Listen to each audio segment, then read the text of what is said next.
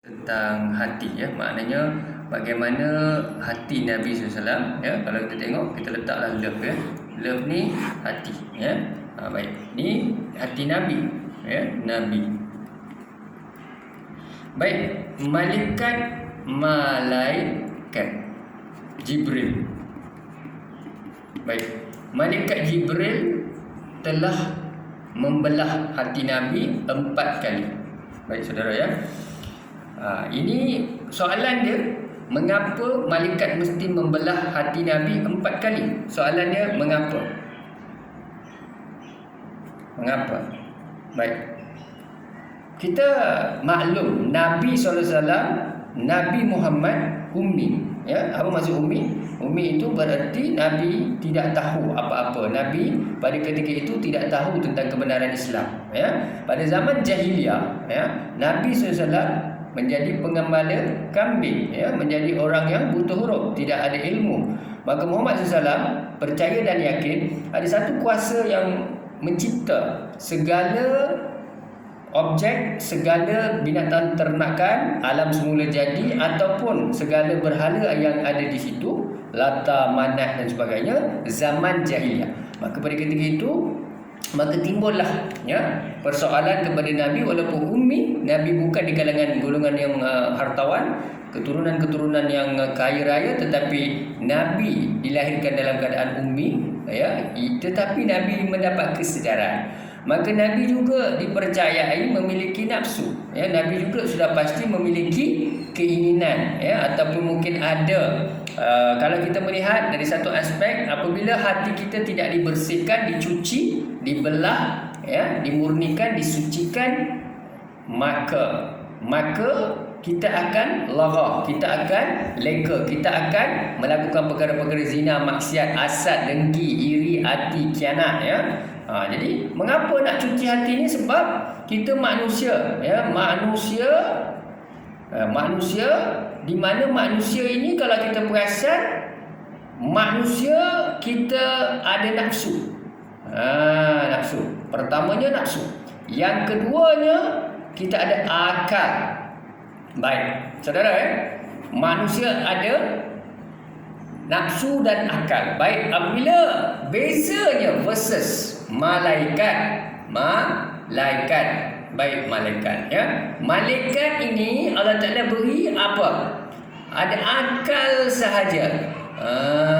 Ya, maka malaikat produce zikir, ya, zikrullah, ya, zikir 24 jam, tasbih, ya. Manusia ini apa berlaku? Dia ada nafsu dan akal, plus minus, ya. Kadang-kadang dia bernafsu tinggi, ya, itulah timbulnya hasad, ya, dengki, khianat, iri, macam-macam, hati dan sebagainya. Baik, kita ni akan buat zina, maksiat, mencuri, merompak, rasuah, mengata orang, ya, memilih, sebab nafsu. Baik, pertimbangan akalnya tadi tu, ya, apabila ada akal di sini, kadang-kadang kita istighfar, kita berdoa, kita taubat nasuha, kita menyesal, ya, kita menitiskan air mata, kita akur, kita reda, kita pasrah. Sebab timbal balas tadi, akal tadi cuba memujuk kita, rasionalkan kita. Tetapi nafsu tadi, ya, dia bermaharaja lela, ya, dia jadi jagoh, dia pengkhianat, pendengki, iri hati, khianat, ya, cemburu, ya. Tak boleh tengok orang lain senang, tak boleh tengok orang lain maju, tidak boleh tengok orang lain dapat anugerah, tidak boleh tengok orang lain bahagia, beranak pinak, tak boleh.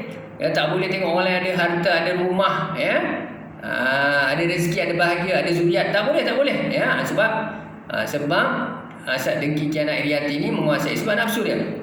Ya, baik, pertimbangan akal tadi rasionalkan dia baik, tetapi manusia ini tidak sempurna. Jadi persoalan di sini, siapakah dia manusia, tuan-tuan, ya?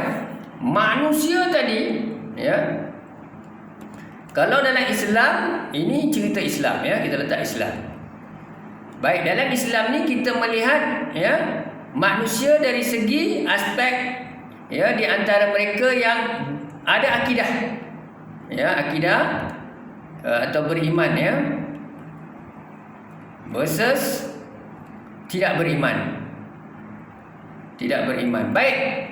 Maknanya manusia yang beriman ini sudah pasti melafazkan dua kalimah syahadat, asyhadu an la ilaha illallah wa asyhadu anna Muhammad Rasulullah. Maknanya rukun Islam, rukun iman, ya, dua kalimah syahadat, mesti solat, ya, mesti percaya kepada Rasul, ya, kepada Nabi, ya, kitab Quran, ya, percaya yakin kepada alam barzah, ya, qada dan qadar, macam-macam lah, ya, rukun iman, rukun Islam dan sebagainya. Baik tuan-tuan dan puan, itu beriman pada Allah, ya, maknanya percaya kepada agama samawi, ya. Kita ada samawi versus majusi.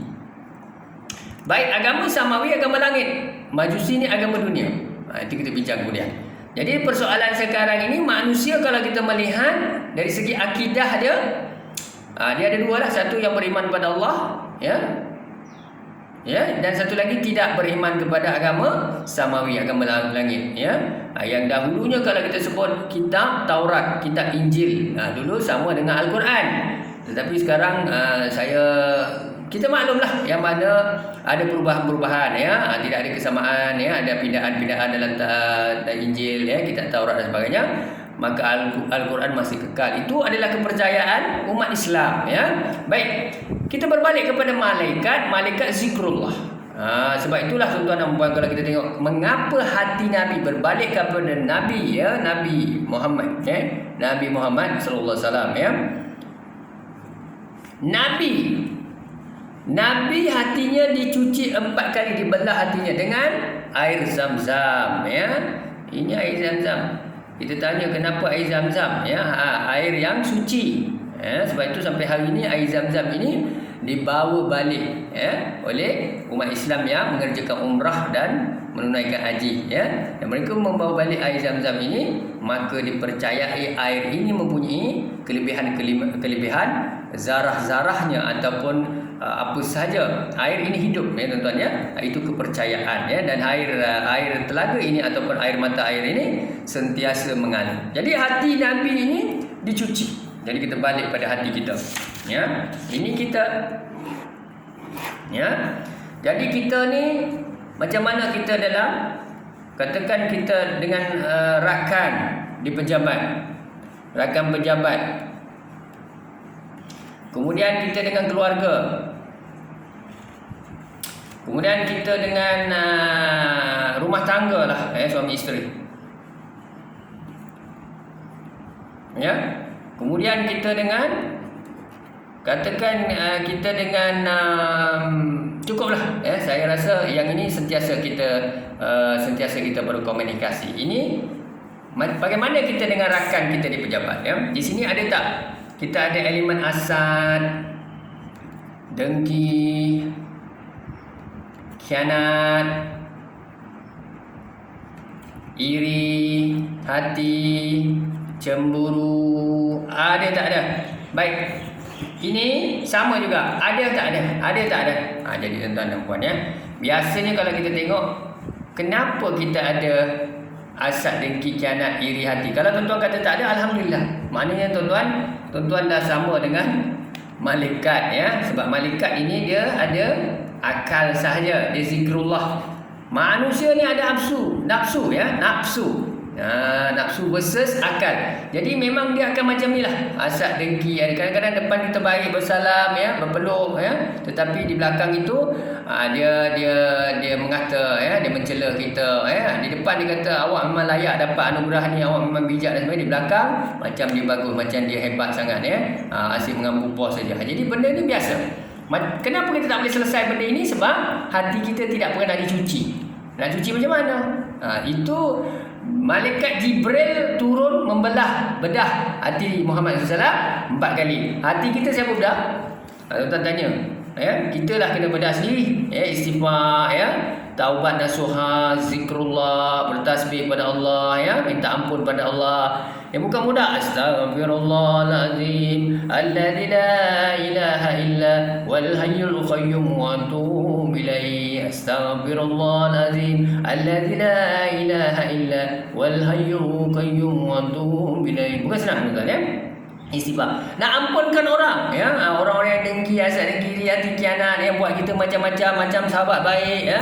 Peluk kita depan kita nak membantu, sebenarnya di belakang dia dah melakukan kebinasaan, dia lah menghancurkan segala-gala apa yang kita miliki. Maka orang ini sebenarnya kalau kita melihat dia pengkhianat, petualang, ya. Dia lah yang menghancurkan segala-galanya, ya. Dia lalang. Dia ni adalah disebut sebagai talam manusia yang tidak di depan baik tapi di belakang dia berpura-pura. Jadi orang-orang yang macam ini memang kita berhak untuk marah, tetapi apabila kita marah hati kita sakit. Bila hati kita sakit, amalan kita tidak diterima. Ya, maknanya apa yang kita ucap, kita lafaz, kita solat dan sebagainya tergantung. Sebab apa?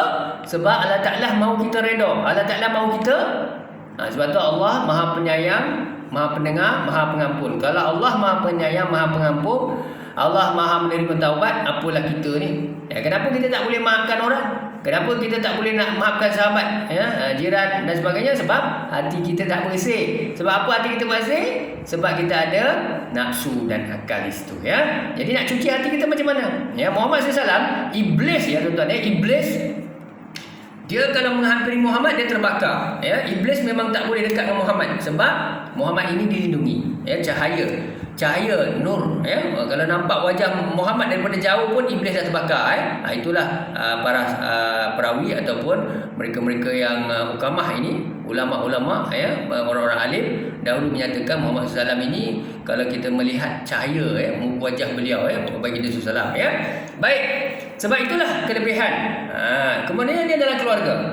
Baik, dalam keluarga ni ada tak hasad, dengki, iri hati, khianat, cemburu? Ada, ya. Walaupun sebenarnya kita sebut satu darah, ya, satu keturunan, tapi kita masih ada hasad, dengki, iri hati, cemburu memang ada, ya tuan-tuan, ya.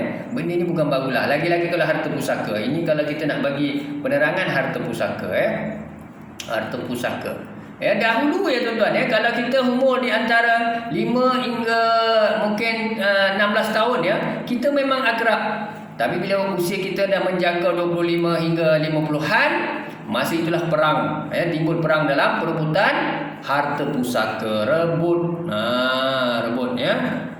Di sinilah ada yang sampai yang pelik-pelik tu sampai sihir santau, ya. Ini perkara tuan-tuan mungkin tak percaya, tapi inilah yang berlaku, ya.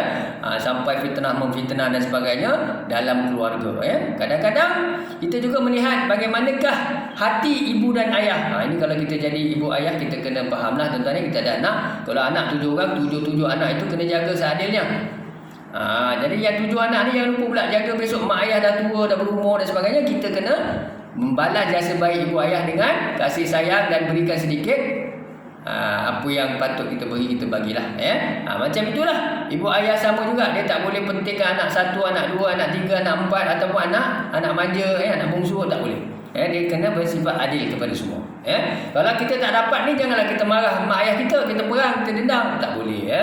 Sebab itu sudah takdir, ya. Yang saya cakap ni pun samalah juga. Saya anak bongsu tapi saya tak pernah dapat seperti mana, ya. Tapi adakah perlu saya ungkit perkara itu? Tak perlu, tuan-tuan, ya. Sebab itu memang takdir masing-masing. Tapi apa pun tak adalah mak ayah kita zalim sangat, ya. Mungkin mereka terleka sedikit ataupun mereka tidak perasan. Mungkin ya, mereka baik tapi mereka tidak perasan, ya. Jadi anak ini kita kena layan sama, dalam keluarga, ya. Jadi kemudiannya kita tengok suami isteri, baik suami isteri, baik, ya. Tuan-tuan cakap senang, tuan-tuan nak buat, itulah sebab hati kita tak bersih. Orang cakap kamu pandai cakap, tapi bagaimana kamu mengatur perkara ini, bagaimana kamu menghadapi, lalui dan sebagainya.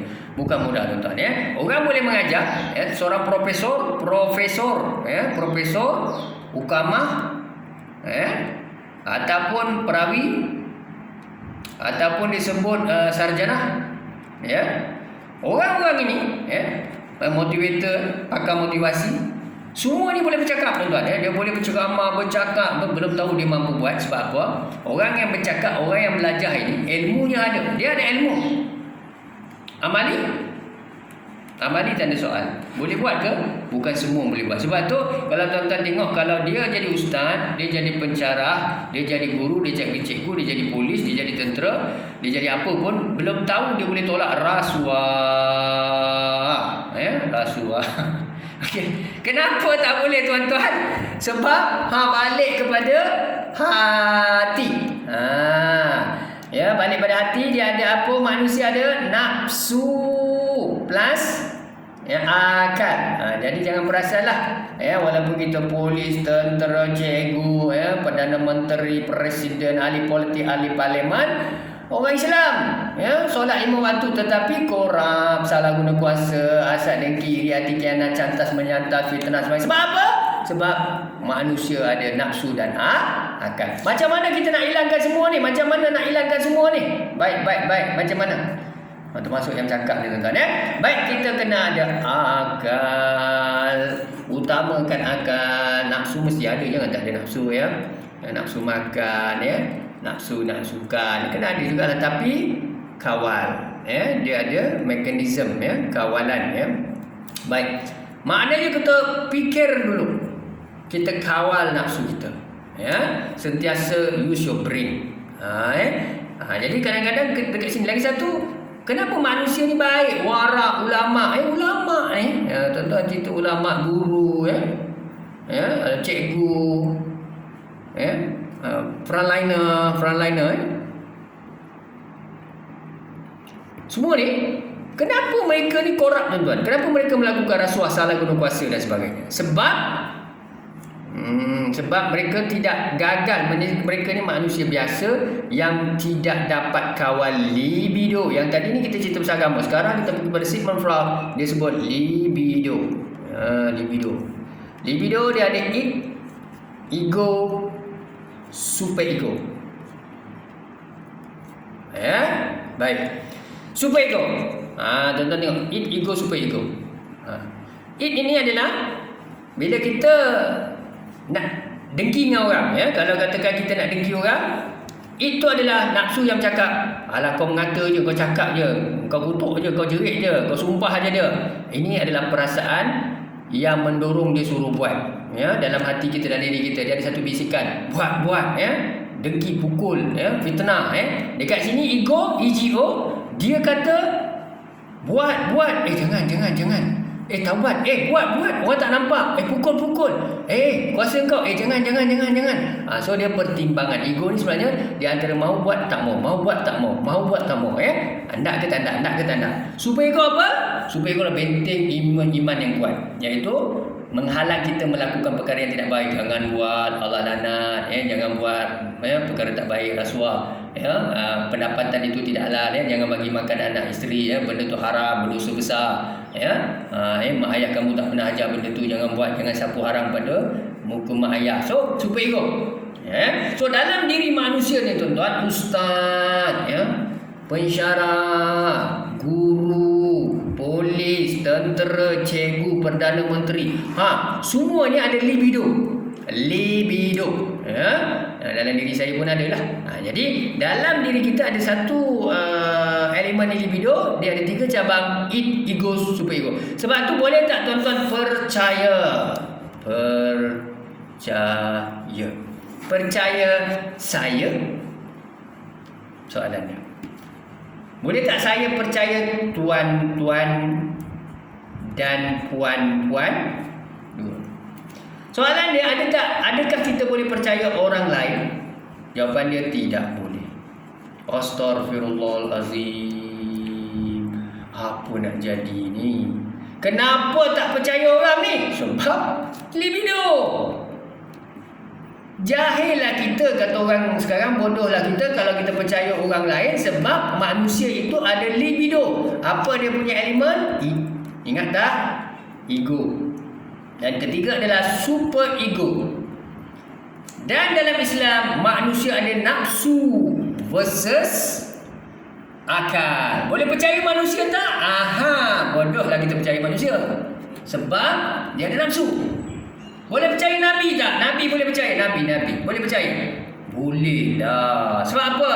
Nabi dah dibedah hatinya 4 kali. bersih, suci, membuat amalan yang baik. Nabi lah memberi petunjuk, Nabi lah bawa ke jalan Siratul Mustaqim, Nabi lah yang menyelamatkan umat manusia.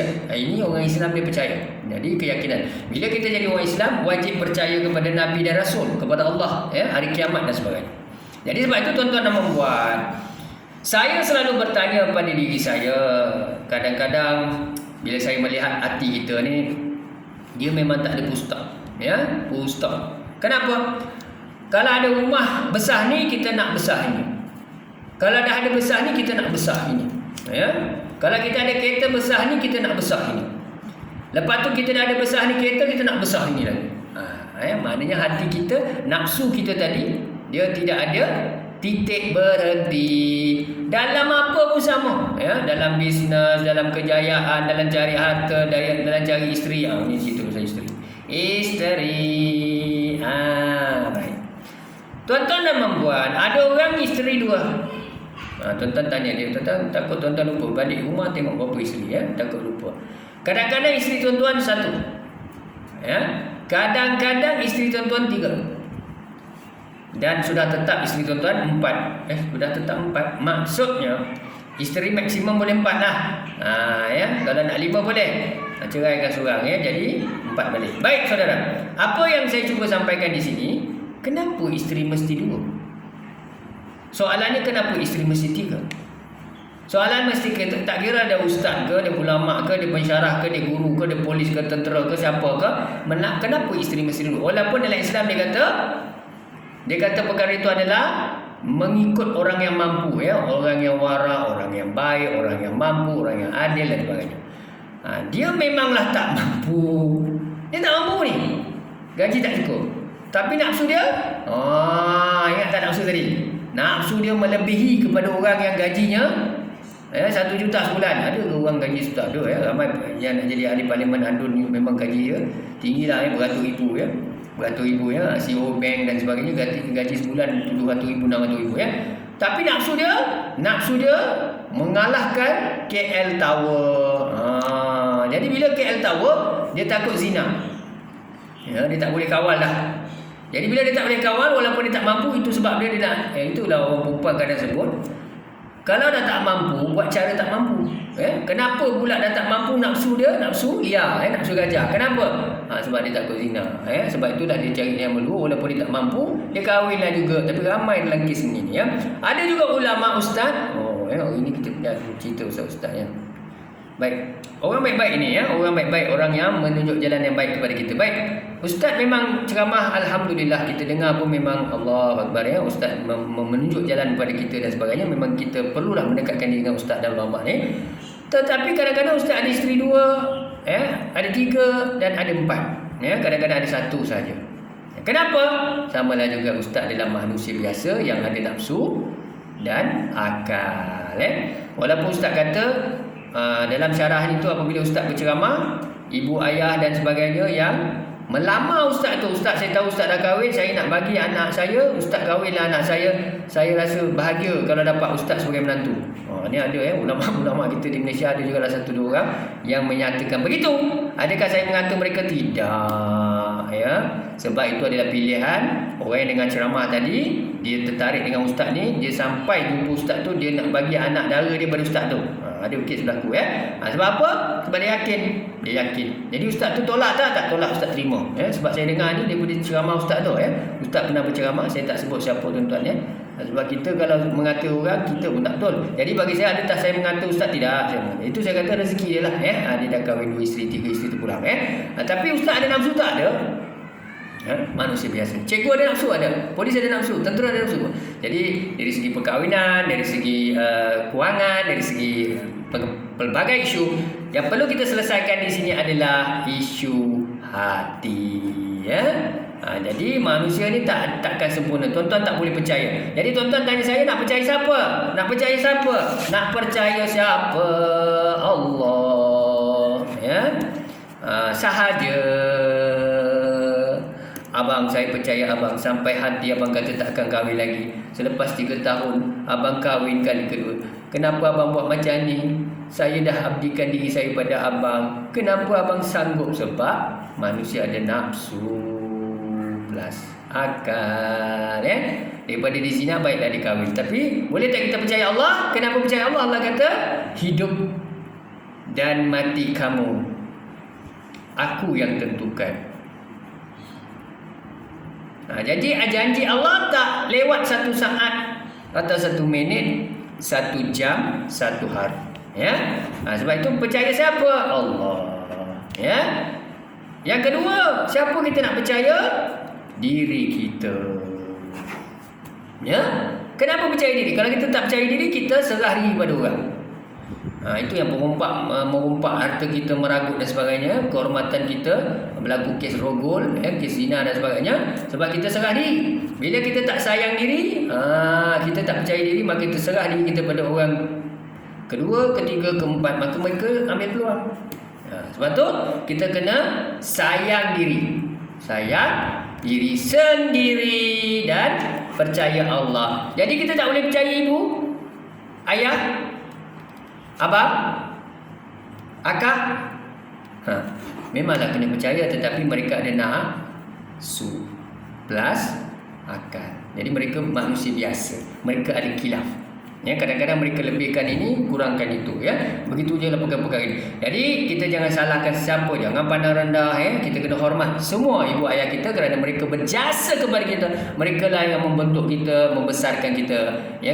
Kita tidak boleh mengherdik, menghina, memperlekeh, mengata ibu ayah kita. Begitulah dengan akak, abang dan sebagainya. Mesti kita hormat, menghormati, termasuklah pemimpin dan ulama dan sebagainya. Apa yang saya ceritakan hari ini adalah kisah berkaitan dengan tentang hati, ya, kemudiannya nafsu plus akal. Jadi tuan-tuan dan puan, saya manusia biasa yang hari ini kita berbicara tidak sempurna. Saya boleh bercakap, berpidato, berceramah, tuan-tuan dengar lentok, tuan-tuan melompat, tuan-tuan gembira, mempeluk dan sebagainya. Tetapi tak semestinya saya aman. Sebab itulah seorang ulama, seorang ustaz, seorang motivator, seorang pensyaraf, seorang guru, tuan-tuan nampak dia sendiri pun cakap banyak, beri ilmu dan sebagainya, tetapi dia sendiri pun korup. Sebab apa? Jangan salahkan dia, jangan salahkan ilmu dia. Yang salah itu adalah attitude, ya, perilaku, sikap dia, ya. Tetapi ilmu yang dia bawa tu betul. Tapi kalau tuan-tuan boleh amal apa yang saya sebut ni, tuan-tuan dapatlah manfaat dia. Kalau tuan-tuan tak boleh amal, jadilah seperti orang yang hanya cakap, tak boleh buat. Ya, tuan-tuan dan puan, kita jangan salahkan siapa masa untuk kita hijrah. InsyaAllah kita jumpa lagi dalam majlis akan datang, ya. Maafkan saya, ampunkan saya kalau salah silap apa saja saya bercakap. Niat saya baik untuk belajar sama-sama. I throw the ball to the wall, the ball bounce back to me. Ikut saya tuan-tuan, I throw the ball to the wall, the ball bounce back to me. Saya baling bola di dinding, bola itu melantun kembali pada diri saya. Ya, I throw the ball to the wall, the ball bounce back to me. Dan syukran dan terima kasih. Assalamualaikum warahmatullahi wabarakatuh.